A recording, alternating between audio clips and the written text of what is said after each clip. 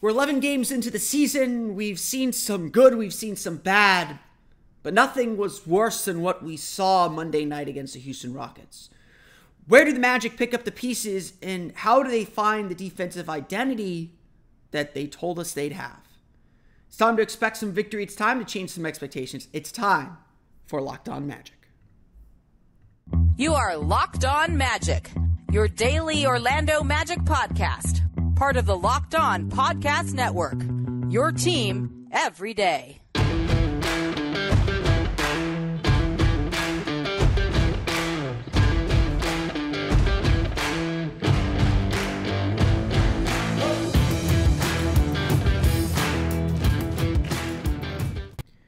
And you are indeed Locked On Magic. Today is November 8th, 2022. Happy Election Day. Should be a national holiday, but whatever.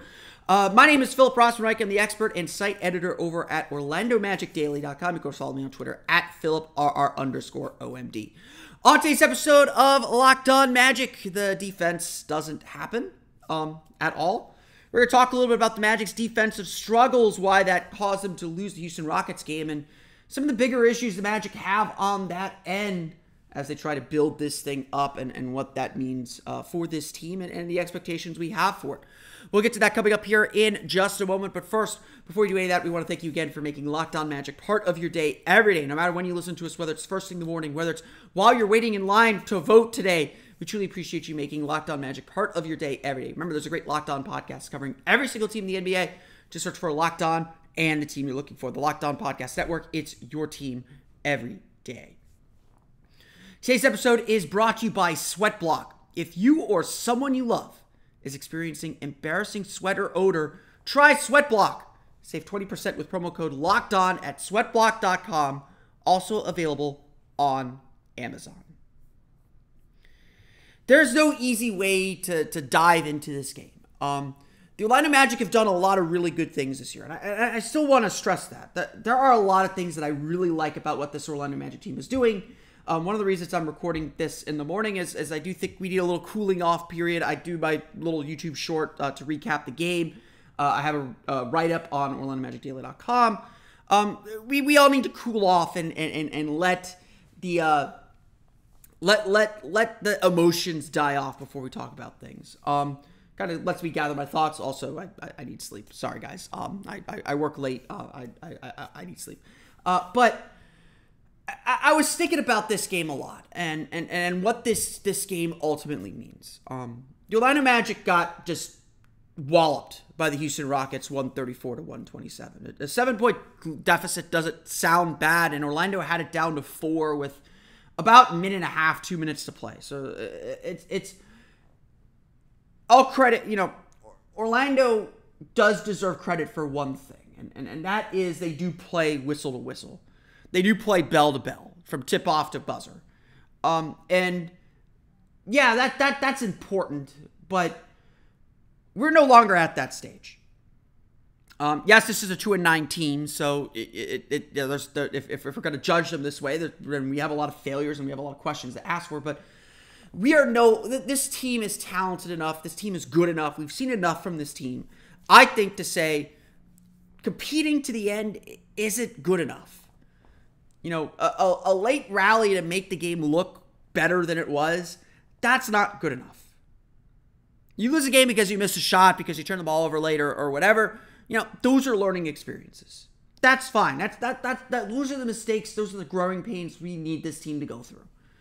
Late game execution problems, those are the kind of errors and mistakes that I can live with as an observer of this team, as a fan of this team, because that puts the team in those critical situations, making plays, having to learn to play with composure and whatnot.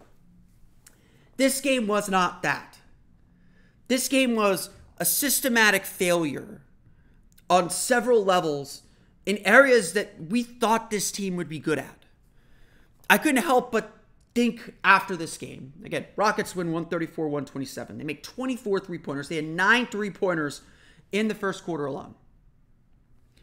I looked at this game and I could not help but think, what is this team's identity?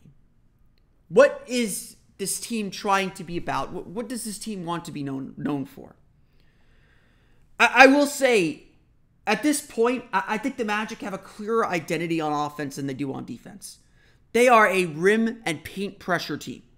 They are really good at getting downhill into the paint, at the rim, finishing there, getting to the foul line. Their offense, at least the last 3-4 games, maybe 5 games now, has legitimately found its groove.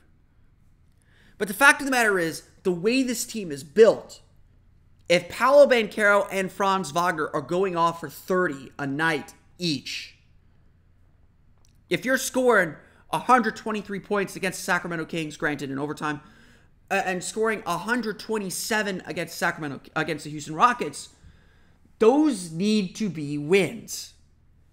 This team, while I think much improved offensively, and there are, again, I'll say this, I think the offense is way ahead of the defense as far as execution and understanding. If this team, though, isn't an offensive team, they can't rely on scoring 120 points. They can't rely on outscoring teams. But that's exactly where they found themselves late in the game against Sacramento. That's exactly where they find themselves here against the Houston Rockets from the very beginning. This game felt very similar to that Sacramento game because Orlando was cruising along and scoring at a real impressive clip, granted against a bad defense. But they could not get a stop. They could not stop the three-point line at all. So again, I asked this question, and I think this is the central question now for this team in the next phase of its development is, what is their defensive identity? If you've listened to this podcast the entire season, you probably heard me say, I don't like this team's defensive communication. They don't look like they're on the same page. And when you aren't on the same page, or when you're overeager to rally to the ball, you end up with open threes. And Orlando's defense just got completely ripped apart. This was just easily the worst defensive game of the season. One of the worst defensive performances I've seen from the Magic in a while. And yes, they let Saddiq Bey had 50 a game. They let Kyrie Irving have 16 a game. But honestly, the defenses weren't as bad as this. Those were individual player failures and individual player brilliance. This was a complete failure. Houston did whatever they wanted defensively. This team is supposed to be a defensive team. This team is supposed to have pride and energy on the defensive end. They're supposed to be able to make up for some of their mistakes because of the extreme length that they have. But consistently, they are just off. They're not able to keep guys in front of them on the perimeter. Their switching is soft. If you watch switching defenses, I personally, just me, I hate when defenses just pass the guy off and don't try to impede the ball handler at all. Don't try and disguise or switch a little bit, if that makes sense. The bottom line is, and Terrence Ross, I think, said it really well after the game, the Magic allowed the Rockets to get comfortable. The Rockets, very early on, got into a rhythm behind the arc. They just kind of ran their stuff, and the Magic weren't stopping them. Sure, there were some stretches and whatnot, but Jalen Green got to his spots and got to the basket. The Magic early on tried switching Alperen Sengun on screen and rolls, leaving Franz Wagner or Jalen Suggs to guard Alperen Sengun. And Houston attacked and exploited that, starting on the inside, collapsing defense, and kicking out. Exactly how offense is supposed to be run. The Magic went zone and just got obliterated on corner threes, as Bol was late getting out to rotations. Just didn't look like he knew where the next man was. This is not an issue of talent, because we know this Magic is defensively talented.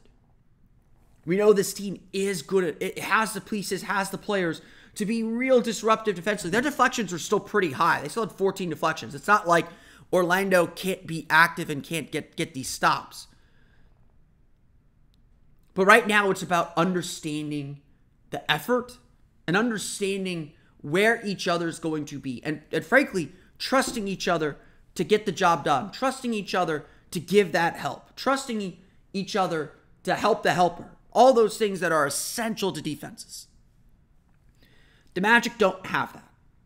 And while there are, great individual defenders on this team, right now the defense is just completely off. What is this team's defensive identity? What are they trying to do? Where are they trying to force the ball? How are they trying to make teams uncomfortable? The Houston Rockets were not uncomfortable all game long. And that forced the Magic to have to try and outscore them. And while the Magic put up a valiant effort, there is no way Orlando was going to outscore Houston. Not with the turnovers they were committing and how Houston was able to punch them in the mouth for that. Not with the way the team was unsettled in the half court. A loss like this has brought up many questions. And while I think a lot of these questions are still premature, it is time to start thinking differently about this team. What does this loss mean for the Magic's larger project, and how do the Magic move forward? We'll get to that coming up here in just a moment. But first, a quick word from our pals at SweatBlock. Look, we all live here in Florida, and even though it is starting to cool off, that's a joke, it's not, it still gets very hot. And if you have to spend any time outside here in Orlando or here in Central Florida, it gets hot quickly and you're just covered in sweat almost the moment you step outside. So, how are you going to fix this problem? How are you going to handle the sweat that inevitably comes from living in Florida? Well, SweatBlock wipes can be your little secret to confidence. SweatBlock wipes work up to 7 days per use, so apply them on a Sunday and you will stay dry all week. If you or someone you love is experiencing embarrassing sweat or odor, try SweatBlock today. Just hear from customers of SweatBlock. Rebecca would watch her teenage daughter suffer through low self-esteem caused by embarrassing sweat. Rebecca got a text after her teen's first use of SweatBlock, quote, "I'm not sweating." They both cried tears of joy. That's the power of SweatBlock. So again, if you or someone you love is experiencing embarrassing sweat or odor, try SweatBlock to handle the problem today. Save 20% with promo code LOCKEDON at sweatblock.com. 20% with promo code LOCKEDON at sweatblock.com. It's also available on Amazon. Try it today.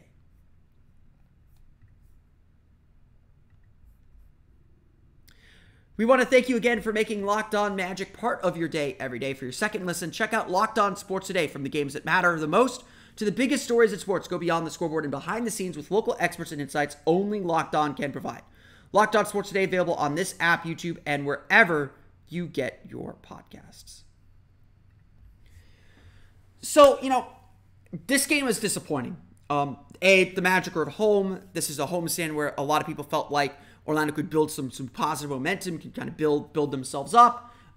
It's against, no offense to Houston, another young team that's trying to figure itself out. Sacramento, I know people look at Sacramento's record and were like, that should have been win, and it should have been win. But Sacramento is a team that has playoff aspirations. That is a legitimate playoff team. If you watched their game against Golden State last night, you understand that team is a lot better than their record. I still think Orlando is better than their records for whatever that's worth, but we'll move on from there. This felt like a game, again, Orlando's dropped games against Houston and Detroit. While those are good young teams, those are young teams still figuring their way out in the league. No one expects those teams to be playoff bound. And again, they've settled in here at the bottom of the standings early in the season. So there's disappointment in that context. It's also disappointing that the Magic played their worst game of the season.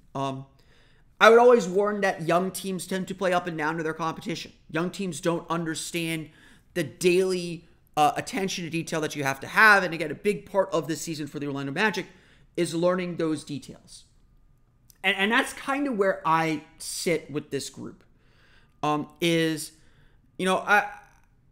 hear me often, I'll echo what the coaches are saying. I think I've explained this on the show already, but I'll echo what the coaches are saying, or I'll echo kind of the mantras that the coaches have and use that as the standard to judge the team.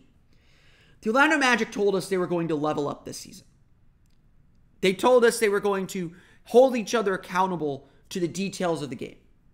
And, to some extent, we are seeing some of that. Bol struggled, played only 20 minutes. We got more Mo Bamba in this game, and Mo Bamba played really, really well.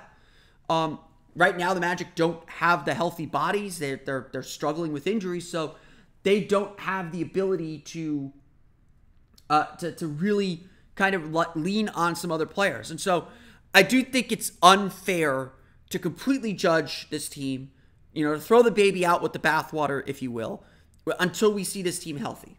Until we see this team with especially Markelle Fultz and Gary Harris. This is an imperfectly built roster. They have a ton of glaring holes. And, I think one of the things that we're learning is while, the jumbo lineup is really fun and can do a lot of really good things, it should be a changeup. It shouldn't be a starting group. It shouldn't be the starting lineup because now teams are figuring out how to exploit this team and how to beat this team.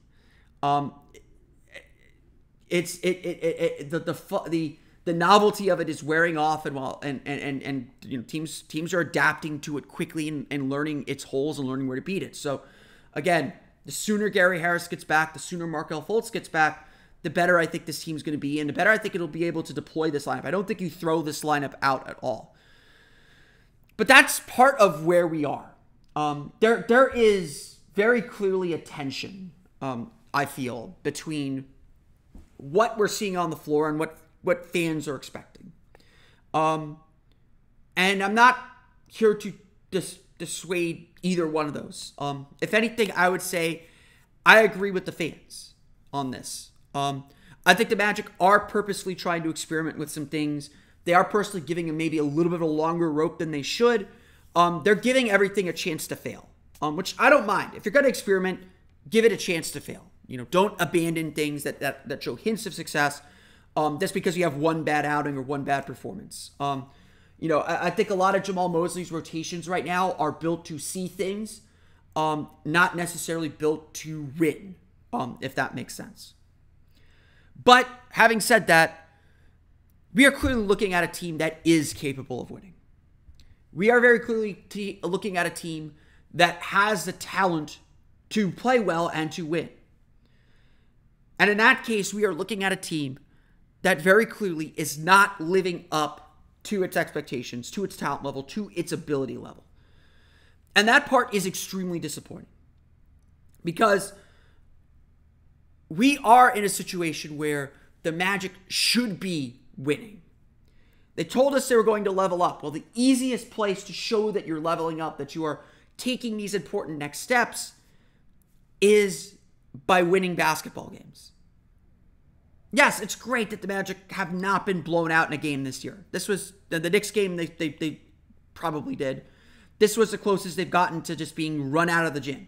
So they were down 17 in the fourth quarter, trimmed it down 4. Again, I like that we've hit the stage where playing tip off the whistle or tip off the buzzer is expected, is a given, is something this team will do. Great, you guys got the fight. Effort's not the issue here. It's execution. It's being in the right locations. It's being in the right spots. And so, I'm wearing my Northwestern basketball shirt. It does indeed say "Make shots." That was our team's motto for a while. I find that hilarious. But one thing that we talk about in the Northwestern circle is a statement that Gary Barnett made when he came to the team in 1995, or in the early 90s.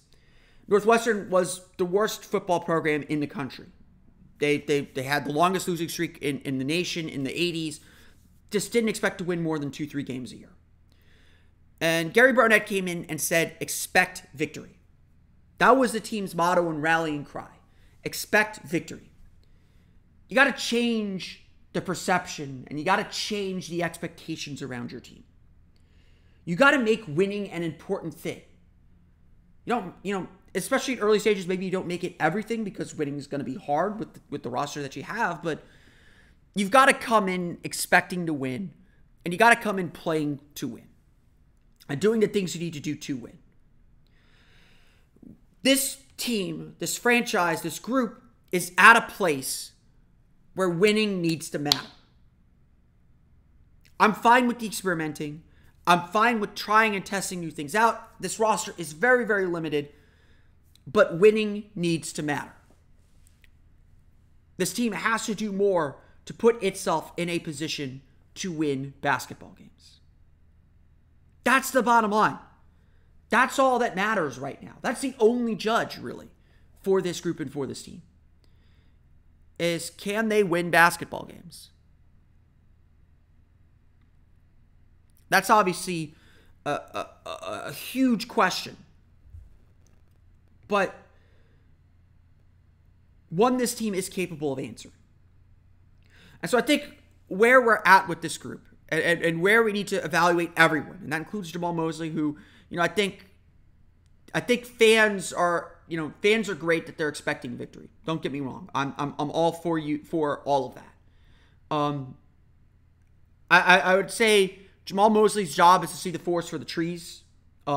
He's not worried about individual games as much as the longer arc of progress. So, I've joked with a few people, and I honestly still believe this. We're going to look back at these November games and laugh. I do think this team will take significant steps forward. I do think this team will get better. But right now, it's about establishing your foundation and your basics. Offensively, I'm feeling real good about what this team is trying to do. And maybe that's where the focus is right now, is getting the offense churning and humming and doing the right things. But we're missing a big piece defensively. And right now, the puzzle hasn't been brought together. It's time to do that. It's time to hold this team to a standard of you're not just fighting to stay in these games, you're fighting to win them. And if there's one thing maybe we've learned in this 11 games to start the season is this team is capable of being held to that standard more and more. That doesn't mean that the Magic are about to fire Jamal Mosley. That's 100% not going to happen. He's getting this year. So just stop. It is about the larger progress that this team makes over the course of the year. But this team is good enough in the present to do a whole lot more. And that's the part that's disappointing. We will run through the box score, talk a little bit about what we saw from Orlando Magic individually coming up here in just a moment. But first, a quick word from our pals at BetOnline. BetOnline.net is your number one source for sports betting info, stats, news, and analysis this season. Get the latest odds and trends for every professional and amateur league out there, from football to basketball to soccer and esports. They've got it all at BetOnline.net. BetOnline.net still has Rookie of the Year odds, which are probably not, which are probably really good for Paolo, but you're not going to make a ton of money. They did have over-unders on Paolo Banchero's stat line. I'm sure that has moved a little bit too. So there's plenty to look at when it comes to betting on Orlando Magic success on BetOnline. And if you love sports podcasts, you can find those at BetOnline as well. They're always the fastest, easiest way to get your betting fix. So head to the website today or use your mobile device to learn more. BetOnline, where the game starts. All right, last thing we're going to do for this game, let's run through the box scores. The Orlando Magic fall to the Houston Rockets 134-127. Again, I would say my takeaways from this game start with the defense. Houston shoots 52.9% from the floor, 24 for 48 from beyond the arc, 18 for 25 from the foul line. Orlando commits 20 turnovers for 31 Houston points. So you look at that puzzle. That's poor defense, giving up a ton of shots. The Magic gave up 9 3-pointers in the first quarter alone. Eric Gordon had 5 3-pointers. Jalen Green had 5 3-pointers. Kenyon Martin Jr. had 4 3-pointers. So, Jamal Mosley said after the game that they just got hot. And I think that's true to some extent. The Magic's defense was not very good on the perimeter, on the 3-point line. And so I don't think saying they just got hot is enough. The Magic's defense had some very major breakdowns. And then once you get into rhythm, once NBA players get into rhythm, even bad shooting teams, they can be very, very, very good. Houston ended up with just 40 points in the paint. That tells you a little bit about where their offense was coming from. 24 times 3 is 72. Check me on my math. 72 points from beyond the arc.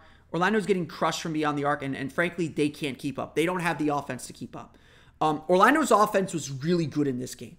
Like I said, I think Orlando has a much more clearly established offensive identity than a defensive identity. And that's a surprise because we thought this team was going to be built on its defense. And that's one of the disappointing things about the way the Magic are starting the season. But the Magic are cruising offensively right now. They're really impressive. They scored 30 points in the first, 35 in the second, 39 in the fourth. They got outscored 29-23 in the third, and that's really where Houston started to pull away in this game. But, man, Orlando's offense is just humming along. And it starts with Paolo Banchero. It's back-to-back 30-point games for Paolo Banchero. 30 points, 8 for 16 shooting, 12 for 14 from the foul line, 6 rebounds, 4 assists, 2 steals. He did have 5 turnovers. So again, forcing some action, kind of struggling a little bit there. Look, I'm cool with Paolo making some turnovers. He's a rookie. He's going to make mistakes. But this guy is an engine for this offense. Everyone I talk to on the Locked On Network, when they talk to me after they beat the Magic right now, they tell me, like, dude, this guy's a keeper. This guy's for real. This guy's legit. You could take heart in knowing that this team's future is really, really bright with Paolo Banchero at the center of it. There is far more good going on than bad. Maybe not in this game, but there's so much good happening, and Paolo Banchero's at the center of it. This kid's really good. The Magic, the Magic have not had a player like Paolo Banchero since Tracy McGrady. No offense to Steve Francis, no offense to Jameer Nelson, no offense to Hedo Turkoglu, no offense to Vince Carter. They have not had a scorer of this caliber at this point in his career since T-Mac. And yes, obviously he's younger than T-Mac. Obviously T-Mac had some years before he came to Orlando, but we're looking at a T-Mac level player. And so again, I say this all the time. If we're going to talk big picture stuff, I say this all the time to people. If all the Orlando Magic get out of this season is that Paolo Banchero is a superstar, this season's a success. What this season is about then is figuring out, how do we give Paolo Banchero the best chance to succeed? How do we build a winning team around him? And so figuring out those pieces of the puzzle are super important. So if there are failures, those failures are fine, because it tells us this doesn't work around Paolo. This doesn't work with the team that we're building. And we can start building an actual functioning team, an actual, winning team. And again, the lack of guard play is really hurting this team. Like, there's just no denying it. Franz Wagner is a good defender. He is not quick enough to guard a guy like Jalen Green. And he is being, God love Franz Wagner. He is being put in the absolute worst positions, or in positions that he is not expected, or would never in a million years expect to be in. And he is playing really well through them. Franz Wagner, 23 points, 9 for 12 shooting, 3 for 4 from deep, finally getting the three-pointers to go down. 5 rebounds, 7 assists against 2 turnovers. Only starter that had a positive plus-minus. Only player on the team that had a positive plus-minus. Franz Wagner works with Paolo Banchero. It's really incredible how well they play off each other. And honestly, they're not playing off, kind of directly off each other enough. It's kind of like Franz is on one side of the floor, Paolo's on the other. So they go to the Paolo side, he gets a basket. They go to the Franz side, he gets a basket. They work really, really well. They complement each other really, really well. Franz is able to spread the floor for everyone. He's been in, the stats won't show it, but Franz has been incredible this year. He's having to play point guard. Never in a million years thought he'd have to play point guard. And he's figured it out. He's gotten better. He's having to defend guys like Jalen Green and out on the perimeter. And he's got to figure that out too. He's going to get better at that too. So through all these failures, yes, we are seeing some progress and seeing really important players doing really good things. So I would still advise, see the forest for the trees. Look at the big picture. Look at what's developing. Look at what this team is learning. And then judge them on A, how they get better, and B, the moves they make to fix some of these problems in the offseason. So, we got a long time to kind of figure all this stuff out. So don't freak out on things either. Jalen Suggs, I thought, also had a really nice game. 11 points, 5 for 8 shooting, 1 for 4 from the foul line, the only knock, 5 rebounds, 6 assists, only 2 turnovers for him, which he's averaging 4, so that's pretty good, I suppose. Suggs had a really nice run early on in the game. Really looked like he was in rhythm. He's starting to come around. I think that the Golden State game gave him a shot of confidence. He's starting to play more consistently, starting to make shots more consistently. So that is a really good sign. Defensively, I thought he was a little loose on Kevin Porter. I think he really struggled getting around some of those screens. He is a great defender. But I think he's still kind of getting himself back. And so his defense has been a little bit off. And again, the Magic don't have any guards. They need guys who can guard people at the point of attack. Orlando's really struggling at that right now. And again, their defense is just a little bit of a mess behind them with their rotations and their switching calls and their communication. So they got to get that back up. They got to kind of get themselves straightened out on that end before they can really compete. Off the bench, some really good performances. Again, this is why losing this kind of a game is really hard, because you can't give up bench performances like this. You can't give up 30-point games like this from Paolo. Can't give up games like this from Franz. Mo Bamba had his best game of the season. 14 points, 6 for 7 shooting. Really active around the basket. Just, doing all the Mo Bamba things that we want him to do. So just a really solid game from him. And then Terrence Ross, 21 points, 8 for 15 shooting, 5 for 10 from 3. Really got the Magic back into the game in the fourth quarter. Magic made an initial push that got the lead down to 6 or 4 points. That was all Terrence Ross. Houston was able to extend that back out to 12, but then Orlando was able to make another run thanks to Franz Wagner to make the game look a little bit closer than it was again. They got it down to 4 with about a minute, 2.5 minutes left. Jalen Suggs made a wild shot, missed it. Houston got the rebound, hit a 3. That was the game. Orlando was down 7, and it was just too little, too late. The Orlando Magic fall to the Houston Rockets 134-127. They're off today for Election Day, so make sure if you haven't voted yet, you go out and make your plan to vote. Remember, if you're in line before 7 o'clock, they do have to let you vote. Don't vote that late. Take care of it at lunch. Take care of it now. Take care of it while you're listening to this podcast. If you haven't voted yet, please do go out and vote. Check with your local supervisor of elections office to find out more voting information and where you need to go to vote today. But that's going to do it for me today. I want to thank you all again for listening to today's episode of Locked On Magic. You can, of course, find us on Twitter you can find me on Twitter at @PhilipR_OMD. Subscribe to the podcast on Apple Podcasts, Stitcher, TuneIn, Himalaya, Google Play, Spotify, Odyssey, and all the fun places to download podcasts to your podcast-enabled listening device. For the latest on the Orlando Magic, be sure to check out OrlandoMagicDaily.com. Of course, you can follow us there on Twitter at @OMagicDaily. Now that you're done listening to us, be sure to check out the Locked On Sports Today podcast, the biggest stories of the day, plus instant reactions, big game recaps, and the take of the day. Available on the Odyssey app, YouTube, and wherever you get podcasts.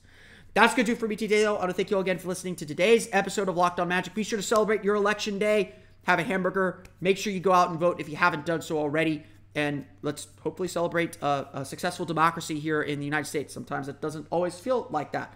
But that's a discussion for another day. But until next time, for Orlando Magic Daily and Locked On Magic, this has been Philip Rossman-Reich. We'll see you all again next time for another episode of Locked On Magic.